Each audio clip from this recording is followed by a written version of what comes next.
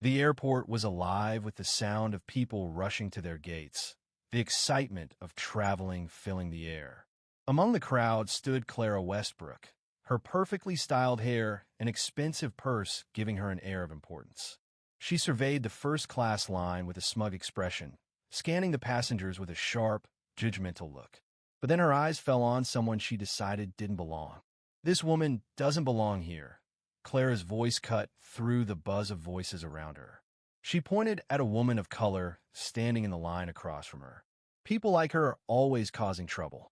I don't know how she made it this far, but I won't board this flight until she's removed. She's clearly sneaking into first class. Whispers spread quickly through the crowd. A few passengers exchanged glances, unsure whether to speak up, while others stood still, watching in silence. The woman at the center of Clara's anger was Isabella Grant, a composed and poised woman who met the accusations with calm, unwavering confidence. Isabella didn't need to shout or argue. Her mere presence gave off an undeniable authority that made Clara's words feel like a mistake. What Clara didn't know, and what no one else at the airport realized, was that Isabella wasn't just another traveler. She was the CEO and major shareholder of the airline they were about to board.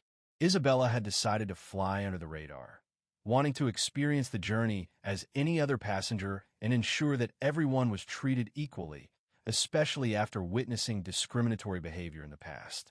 But Clara had already made her decision. In her world, wealth meant status, and those without it were invisible. In that moment, she deemed Isabella unworthy of being in first class. The line for boarding continued to move, and Clara stood at the front, eyes scanning the crowd for anyone else she might deem unfit to board the flight. Her eyes returned to Isabella, dressed in simple attire, without flashy accessories or visible signs of wealth. Isabella appeared as just another employee in Clara's eyes, someone who should be working rather than traveling. Without hesitation, Clara snapped, "You, take these bags and load them correctly, and make sure there are no marks on my luggage." Nearby passengers stiffened, glancing nervously between Clara and Isabella. All eyes were now on Isabella, waiting for her reaction. But Isabella did not react in a way Clara expected. She remained composed, offering no response except for a steady, unwavering gaze before speaking calmly. "I'm a passenger, just like you," she said. Clara scoffed, letting out a sarcastic laugh. "Oh, sure, we both know that's not true." Isabella remained poised, ticket in hand. The quiet confidence in her demeanor made Clara's face flush with anger. Growing more impatient, Clara flagged down a flight attendant. "Is there a problem, ma'am?" the attendant, Sophie, asked, looking between the two women. Clara threw her hands up in frustration. "Yes, there is. This woman is trying to board first class. I don't know how she got here, but something needs to be done." Sophie hesitated, but then turned to Isabella. "Could I see your boarding pass, please?" Without a word, Isabella handed it over. Sophie checked the ticket, her eyes narrowing with recognition before she turned back to Clara. "She's a first-class passenger, ma'am. Everything is in order." Clara's face twisted in disbelief. "You must be joking. This doesn't make sense." Around them, passengers whispered in confusion, some shaking their heads. Sophie's voice remained firm. "Ma'am, everyone here has been screened. If she's in this line, she has the right to be here." Clara's face reddened with frustration. "I want to speak to someone in charge." Sophie hesitated, but then straightened up. "There's no need for that, ma'am. Ms. Grant is a first-class passenger. If you'll excuse us, we need to continue boarding." Clara had lost, but her anger was far from gone. She could feel the eyes of the other passengers on her now, and it stung. She clenched her teeth, muttering, "Fine, but this isn't over." Once on the plane, Clara's frustration simmered beneath her cool exterior. She was assigned a seat near the front, and as she walked toward her row, her heart sank. Her seat was right next to Isabella. Clara stopped dead in her tracks, her face turning pale before a wave of rage hit her. "No way," she hissed. "I'm not sitting here." Heads turned. A flight attendant quickly approached. "Is there an issue, ma'am?" Clara crossed her arms in defiance. "Yes, I'm not sitting next to her." Isabella, already seated, didn't even look up, her calmness only making Clara more enraged. The flight attendant sighed. "Ma'am, we can't make last-minute seat changes unless there's another available seat." Clara scanned the cabin, eyes wide with irritation. "Then find me another seat," she demanded. But no one responded.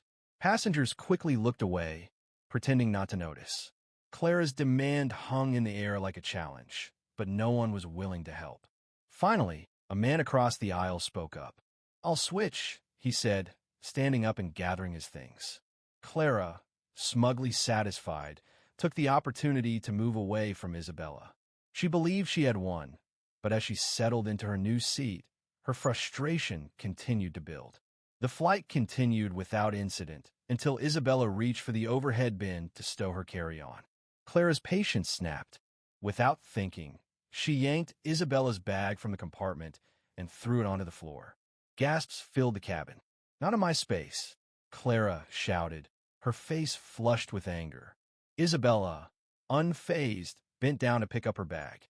"This is a shared space. The overhead bins aren't reserved." "I don't care," Clara spat, her voice dripping with disdain. "I don't want your stuff near me." In a fit of impulsive rage, Clara grabbed the bag again and tossed it out of the plane. The cabin fell silent. The flight crew stood in shock. A security officer, alerted to the disturbance, rushed over to investigate. Clara immediately shifted tactics.